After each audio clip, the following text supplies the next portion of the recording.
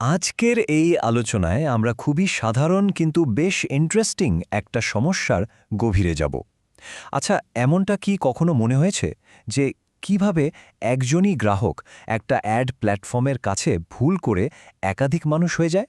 চলুন এই রহস্যটা আজ সমাধান করা যাক।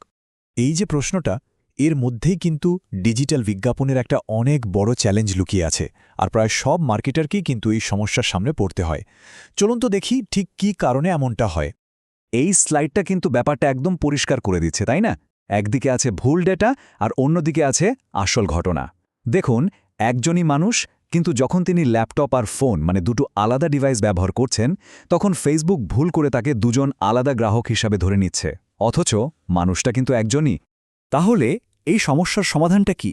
আচ্ছা, এর সমাধান হলো ইভেন্ট ম্যাচ কোয়ালিটি, যাকে আমরা সংক্ষেপে বলি ইএমকিউ।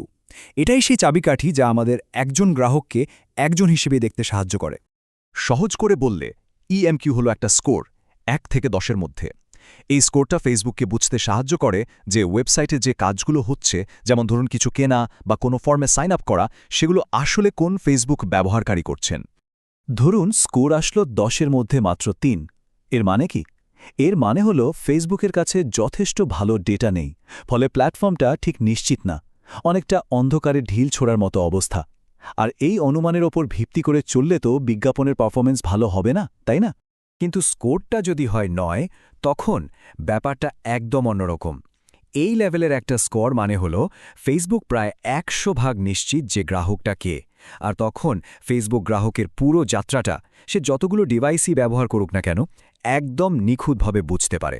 এখন মনে প্রশ্ন আসতেই পারে যে এই স্কোর ভালো করার পেছনে এত সময় আর শ্রম দেওয়ার দরকারটা কি? কারণ এটা শুধু একটা নম্বর না, এটা সরাসরি ব্যবসার লাভে প্রভাব ফেলে। চলুন দেখি কিভাবে এটা কাজ করে। একটা ভালো ইএমকিউ স্কোর থাকা মানে কিন্তু অনেকগুলো দারুণ সুবিধা পাওয়া। যেমন ধরুন, ফেসবুক তখন বুঝতে পারে যে একজন গ্রাহক তার ফোন, ল্যাপটপ, ট্যাবলেট সব জায়গায় কি করছেন।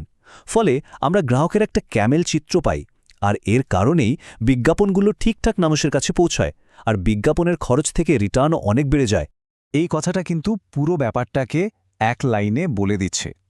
যখন ফেসবুক এটা ধরে ফেলতে পারে যে মানুষ একজনই কিন্তু ডিভাইস অনেকগুলো, তখন ডেটার ওপর ভরসা করা যায়। আর ডেটা যত নির্ভুল হয়, ফেসবুকের অ্যালগোরিদমও তত ভালো কাজ করে। আচ্ছা, এই ডেটা আসলে কিভাবে একটা ওয়েবসাইট থেকে ফেসবুক পর্যন্ত পৌঁছায়? চলুন কোনো জটিল টেকনিক্যাল বিষয় না গিয়ে খুব সহজভাবে এর ভেতরের গল্পটা একটু দেখে আসি। পুরো ব্যাপারটা মূলত 4টা সহজ ধাপে হয়।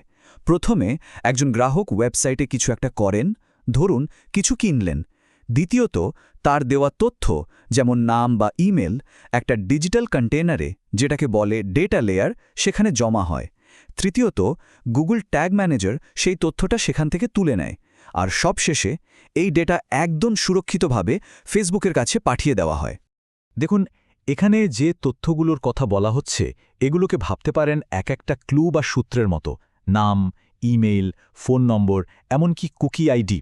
যত বেশি এমন সূত্র ফেসবুককে দেওয়া যাবে, ফেসবুক তত দ্রুত আর নির্ভুলভাবে আসল গ্রাহককে খুঁজে বের করতে পারবে, আর তাতে ইএমকিউ স্কোরও বাড়বে। তার মানে আমরা এতক্ষণ জানে কথা বললাম, এটা কিন্তু শুধু একটা টেকনিক্যাল কাজ না, বরং এটা আধুনিক মার্কেটিং কৌশলের একটা একদম মৌলিক ভিত্তি। এই ভিত্তিটা ছাড়া লম্বা সময়ের জন্য সাফল্য পাওয়া প্রায় অসম্ভব। সত্যি বলতে, মেটাতে যারা সিরিয়াসলি বিজ্ঞাপন চালান তাদের জন্য এই ডেটা পরিকাঠামোটা থাকাটা মাস্ট। এই কাজটা নিজে করা হোক বা কোনো বিশেষজ্ঞকে দিয়ে করানো হোক, এটা করতেই হবে, এর কোনো বিকল্প নেই। আর এই কথাটা মনে রাখা খুব জরুরি। আজকের এই এআইয়ের যুগে ডেটাই হলো সব কিছু। ভালো কোয়ালিটির ডেটা ছাড়া কোনো এআই সিস্টেমই ঠিকমতো কাজ করতে পারে না। ডেটাই হলো সেই জ্বালানি যা পুরো সিস্টেমটাকে চালায়। তো শেষ করার আগে একটা প্রশ্ন রেখেই যায়, নিজেদের মার্কেটিং স্ট্র্যাটেজি কি সত্যিই একটা মজবুত ডেটার ভিত্তির ওপর দাঁড়িয়ে আছে? এটা নিয়ে ভাবাটা খুব দরকার, কারণ মনে রাখতে হবে একটা শক্তিশালী ভিত্তির ওপরেই কিন্তু সাফল্যের ইমারত তৈরি হয়।